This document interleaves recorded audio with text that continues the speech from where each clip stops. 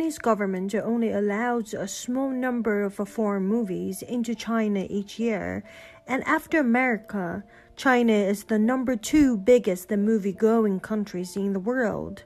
So it's only natural for American movies makers to try to please the cultural gatekeepers of the Chinese government. They have been doing it for years. In the disaster movie 2012, humanity is saved because of the Chinese government had the foresight to build the life-saving arcs.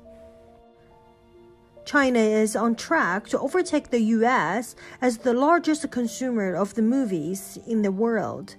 They love Hollywood, but do they love the same Hollywood that we do? As most know, China is communist, and while they are somewhat economically open, there is still significant control over the content of the Chinese people are exposed to. It goes to something like this: in order for the US film to crack the Chinese market, certain themes cannot be portrayed, certain products must be taken out, and a certain speech must be limited. Seems easy, right? Not so much. Hollywood is relying more and more on the Chinese market to make profits on movies. That means our films are being written with China in mind. American audiences are being submitted to censorship, not our own censorship, but a foreign powers censorship and a Communist Party censorship. But we get shown a very benign view of China, in which China is a normal country, no different from Paris or Britain or Germany. That is not the case, obviously. If you speak against the government in Germany, nothing happens to you. If you speak against the government in China, they will throw you in the jail.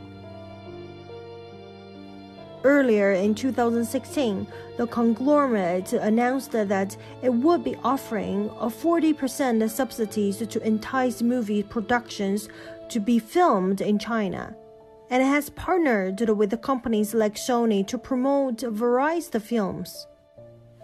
The company is owned by Wang Jianling, who served in China's People's Liberation Army and served as the district bureaucrat appointed by the Chinese government prior to founding the Dalian Wanda and becoming the wealthiest man in China.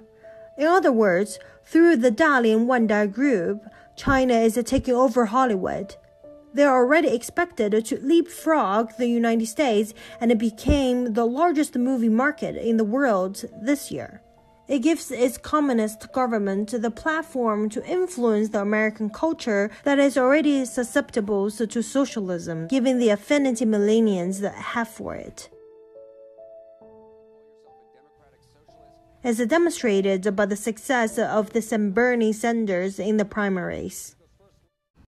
Support Rule of Law Foundation is a way of helping yourself in the future. 支持法治基金就是支持中国人民的未来。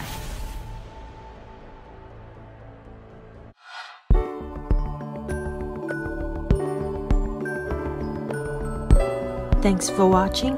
Please subscribe The Voice of Go Media.